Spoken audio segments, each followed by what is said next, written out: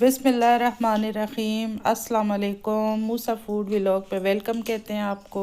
कैसे हैं व्यूअर्स आप सब? उम्मीद है ठीक ठाक होंगे। नमकीन रोस्ट बनाना बताएगी मूसा की नानो, आपके साथ रेसिपी शेयर करेगी अपनी, बहुत ही मज़ेदार बनेगी इंशाल्लाह। चले शुरू करते हैं। बिस्मिल्लाहिर्रहमानिर्रहीम। ये तकरीबन हमने जो है ना एक गोश्त का इस तरह का पीस ले लिया है। तकरीबन होगा इसका वेट 1.5 होगा। इस तरह का बड़ा सा पीस ले लें। इसके साथ चर्बी भी है इस तरह, और इसमें जो है ना हम कट लगा लेंगे इस तरह अंदर तक। ये कट इसलिए लगा रहे हैं ताकि जो हम नमक लगाएंगे वो अंदर तक लगे और अंदर तक गले में नमक का टेस्ट अंदर तक जाए।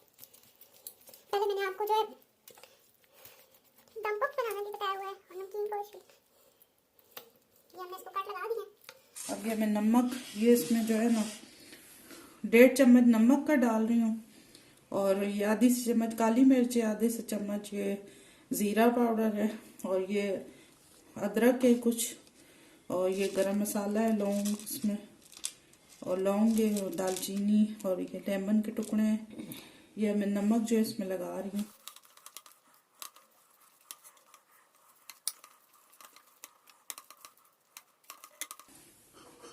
ये मैंने लहसुन और अदरक में पानी डाल के रखा हुआ था, ये भी इसमें लगा रही हूँ।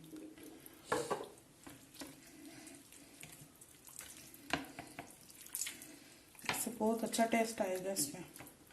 तकरीबन मैंने 1.5 लीटर पानी लिया है। ये 1.5 लीटर पानी में हम ये गोश्त शामिल करेंगे। ये सारे मसाले हम इसमें डाल रहे हैं।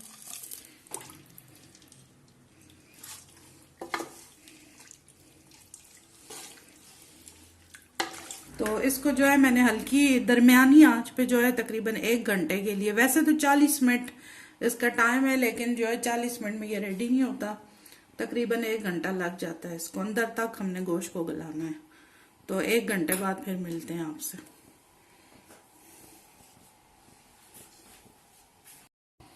जी व्यूअर्स, हमारा रोस्ट तैयार हो गया है माशाल्लाह से। बड़ी प्यारी खुशबू है, बहुत अच्छी तरह से गल चुका है, अंदर तक सही गल चुका है। ये देखें आप,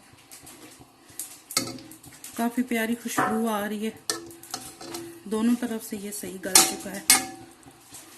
ये अभी इसमें जो है ये यखनी जो है मैं ये काबली पुलाव साथ बना रही हूँ, ये मैं उसमें डालती हूँ, फिर मैं आपको सर्व करके बताती हूँ।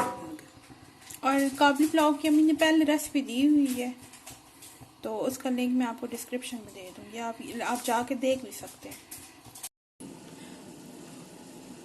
हमारा रोस्ट तैयार हो गया बीफ का, माशाल्लाह से बड़ी प्यारी खुशबू है, बहुत लुक वाइज भी बड़ा प्यारा है, और खाने में भी इतना ही मज़ेदार होगा। आप लोगों ने ज़रूर ट्राई करना है इस रेसिपी को।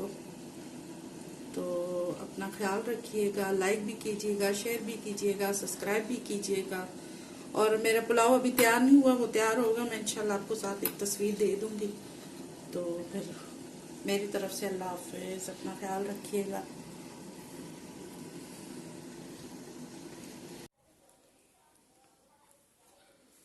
कैसा बना हुआ है?